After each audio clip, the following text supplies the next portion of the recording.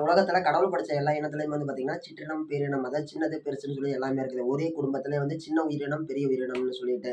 பெரிய உயிரினம் அப்படிங்கிறது டைனோசர் ஓகேங்களா? அதுக்கு அடுத்து வந்து பார்த்தீங்கன்னா, முதலை இருக்குது. அப்புறமேட்டு வந்து பார்த்தீங்கன்னா, கொம்பேடா டிராகன் இருக்குது. அதோட சின்ன வெர்ஷன் வந்து பார்த்தீங்கன்னா, பல்லி, அரணை இது எல்லாமே ஓகேங்களா? அதே மாரி பெரிய வெர்ஷன்னு சொல்லி எடுத்துட்டோம்னா யானை இருக்கு. சின்ன வெர்ஷன் எடுத்துக்கிட்டோம்னா, என்ன இருக்குது? மூஞ்சூர் இருக்குது. அதே மாரி பெரிய வெர்ஷன் எடுத்துட்டோம்னா, சிங்கம், புலி, சிறுத்தை இதெல்லாம் பூனை குடும்பத்த சேர்ந்தது. சின்ன உயிரினம் எடுத்துட்டோம்னா, பூனைக்குட்டி ஓகேங்களா? அப்படியே ஒவ்வொரு உயிரினத்திலயுமே வந்து பார்த்தீங்கன்னா, சிற்றினம், பேரினம்னு சொல்லி 2 இருக்குது.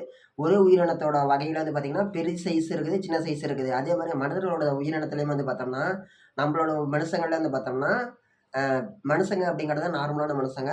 சின்ன மனுஷங்க அப்படிங்கிறது வந்து பார்த்தீங்கன்னா, எல்லாம் என்ன சொல்லுவாங்க? குள்ள மனிதர்கள்னு சொல்லுவாங்க. குள்ள மனிதர்கள்னா வந்து பார்த்தீங்கன்னா, வளர்ச்சி குறைபாடு உள்ளவங்க அப்படிங்கிறவங்க அர்த்தம் கிடையாது.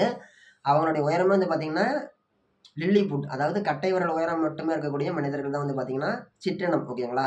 மனிதர்கள் எப்படி நார்மலா இருக்கிறாங்களோ, அதே மாரி சின்ன விலங்கு. உதாரணத்துக்கு சொல்லணும் அப்படின்னா, நம்ம கொரில்லா விலங்கு வந்து பார்த்தீங்கன்னா, குரங்கு இனத்திலே பெருசு.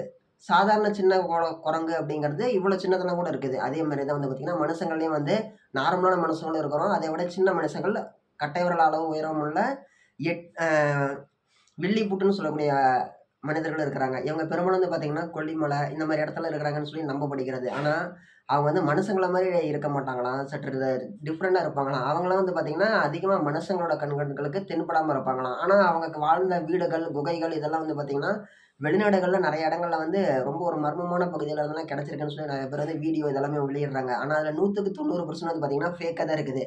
பொய் நிறைஞ்சிருக்கிற இடத்துல உண்மை அப்படிங்கிறது வந்து பார்த்தீங்கன்னா, கொஞ்சம் கம்மியா இருக்குது. அதனால வந்து இதுதான் அப்படின்னு சொல்லி நம்மளால வந்து அதிகாரப்பூர்வமா வந்து சொல்ல முடியல. அறிவியல் எப்பவுமே வந்து பார்த்தீங்கன்னா, அறிவியல் வந்து ஆதாரப்பூர்வமா இருக்கிறத மட்டும் தான் ஏத்துக்குமே தவிர, மித்தபடி வந்து யார் சொல்றதையும் அறிவியல் ஏத்துக்காது.